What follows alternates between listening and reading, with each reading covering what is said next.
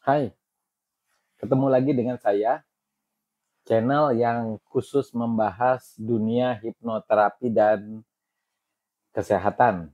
Topiknya hari ini, bagaimana berhenti merokok.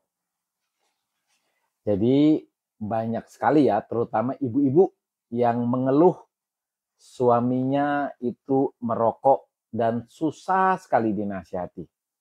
Ya, jadi dari istri-istri yang ada di pedesaan, di perkotaan, itu banyak sekali yang mengeluh ya, baik yang mungkin baru perkawinan awal maupun yang sudah lama menikah, itu banyak sekali istri-istri yang mengeluh yang ingin suaminya berhenti merokok ya.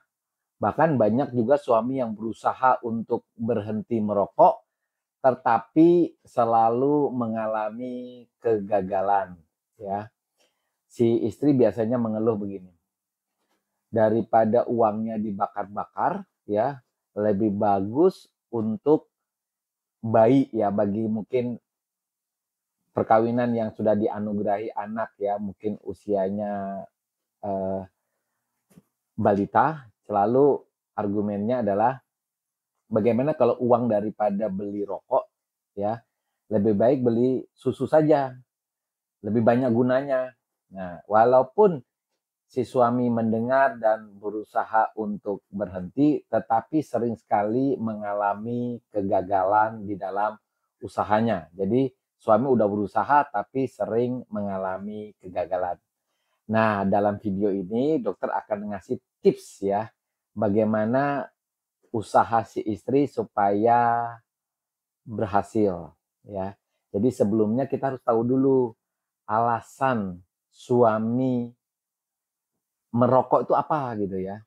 Dan kenapa ketika disuruh berhenti kok susah banget ya. Pertama, banyak alasan merokok itu hampir dikatakan ya sebagian besar lah 60% atau 70% itu karena stres, karena cemas ya. Jadi stres yang ditimbulkan dalam kehidupan, baik mungkin kalau suaminya ngantor di kantor ya, atau lingkungan sosial di mana banyak pertemanan yang menimbulkan stres ya, dan itu tentu juga akan menimbulkan eh, seseorang mencari pelarian. Nah, salah satunya adalah rokok ya, karena rokok itu mengandung zat yang disebut nikotin.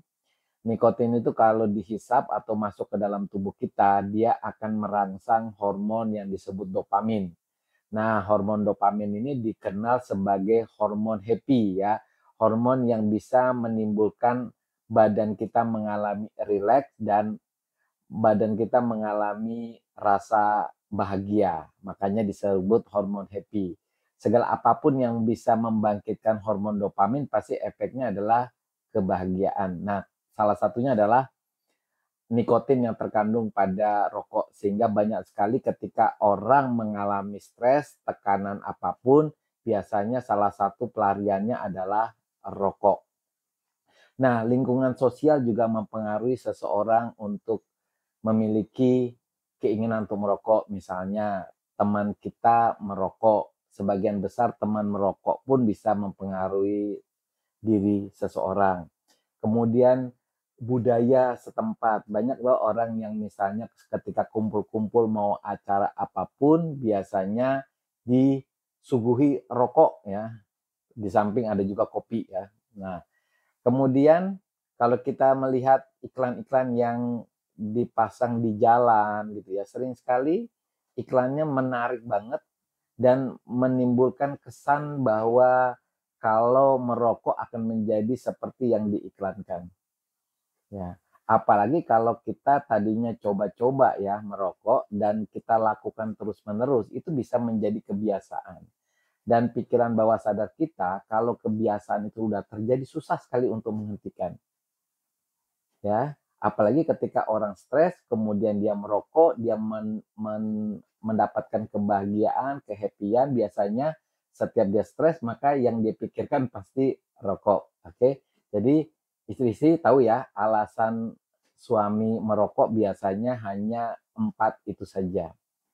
Nah, dokter kasih tipnya. Sering sekali kita menasehati suami kita dengan berbusa-busa sampai akhirnya si istri angkat tangan. Udah deh nyerah banget karena sudah berapa kali dinasehati, bukan tambah berhenti merokok tapi makin banyak rokok yang dihisap. Nah, istri-istri pernah nggak dengar hipnoterapi? Pernah ya, mungkin lewat televisi yang dikenal dengan hipnosis ya, panggung-panggung. Apakah dia bisa menghentikan merokok? Pada dasarnya sih bisa, minimal bisa membantu usaha istri-istri agar suaminya berhenti merokok. Nah, suami mana yang ingin berhenti merokok yang bisa dibantu dengan hipnoterapi? Tentunya satu, suami yang punya keinginan untuk berhenti tapi susah ya. Jadi kalau suaminya tetap tidak ingin berhenti merokok memang tidak bisa. Jadi ini hanya untuk suami-suami yang ingin berhenti merokok tetapi sering sekali susah berhenti atau mengalami kegagalan. Nah, kalau kita dengar kata hipnoterapi itu berasal dari kata hipnosis dan terapi. Jadi mengobati seseorang dengan menggunakan teknik hipnosis. Jadi ini perokok ya. Kita seorang perokok ini kita buat mereka dalam keadaan trans, yaitu keadaan di mana badannya, pikirannya mengalami rileks ya. Dan dia fokus. Dalam hal ini dia hanya fokus dengan sugesti yang diberikan oleh si penghipnotis. Kalau istrinya bisa menghipnotis, bagus sekali ya. Jadi si perokok ini kita buat dalam keadaan trans atau dalam keadaan terhipnosis. Nah, kalau seseorang sudah dalam keadaan trans atau terkadang terhipnosis, barulah kita memberikan sugesti atau sugesti itu semacam kayak saran pendapat lah.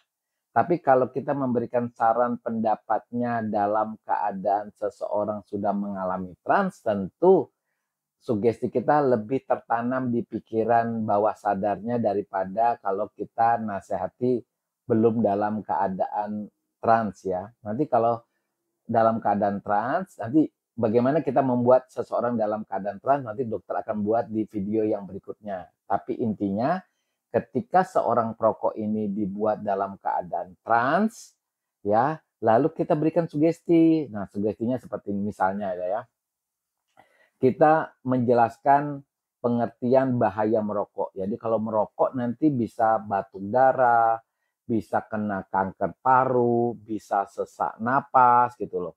Atau misalnya si istri ngasih tahu gini, pah, itu tetangga kita ya yang satu RT gitu ya, sekarang butuh oksigen setiap saat.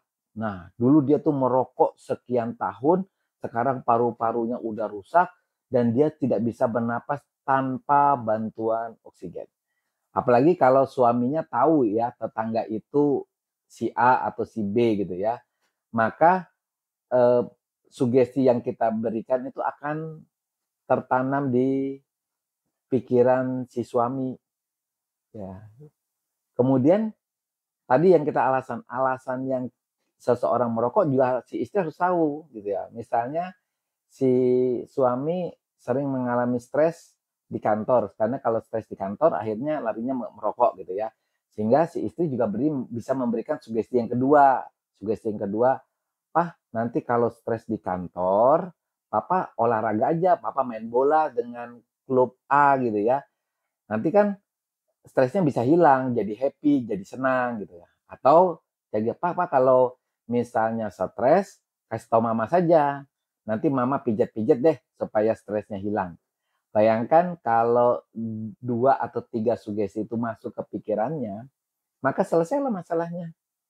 Seseorang akan gampang berhenti ketika pikiran alam bawah sadarnya itu sudah diganti.